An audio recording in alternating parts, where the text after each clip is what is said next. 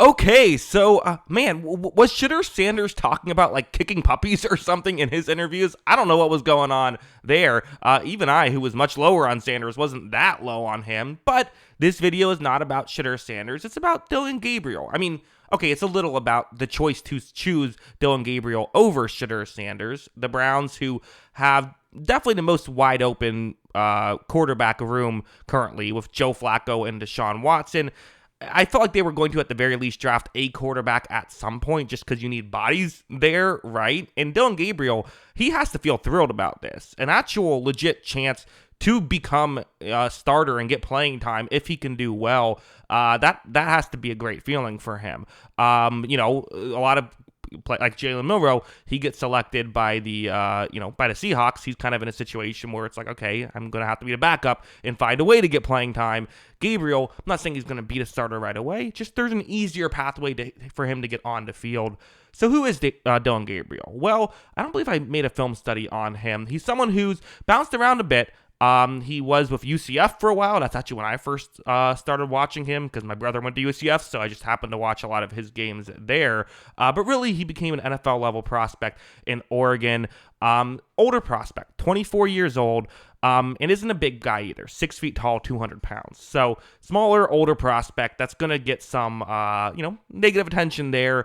He'll miss some throws. He doesn't have the best footwork. He's a bit of a one-read guy, but ultimately is still a quarterback who I like. I think that there is some real positives to his game, and I've compared him to potentially a Gardner Minshew type, where I think that he does really well under pressure at still surviving, and for college quarterbacks, they usually really struggle at that. So, Minshew, when he got into the NFL with the Jaguars, he was able to kind of be pretty solid when he was under pressure and moving around and making plays work. And because of that, despite being a later pick, once he got playing time, he was able to be good right away. And when you're not a first or second round pick, you kind of have to be good right away.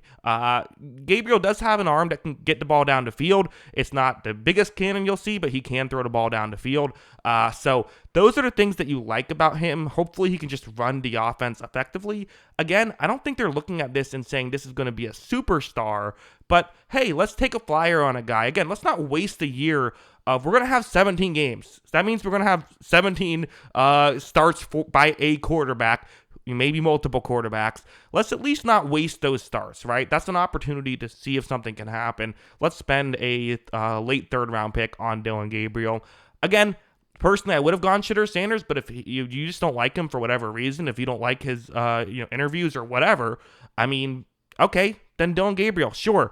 It's pretty crazy that this has happened. I don't know what's going on. I really don't. Again, as someone who was lower on Shitter Sanders, I'm still shocked by how this has gone. But yeah, those are my thoughts on Dillon Gabriel to the Cleveland Browns. What are your thoughts? Let me know in the comments below. Always love hearing from you. And of course, as always, thanks for watching.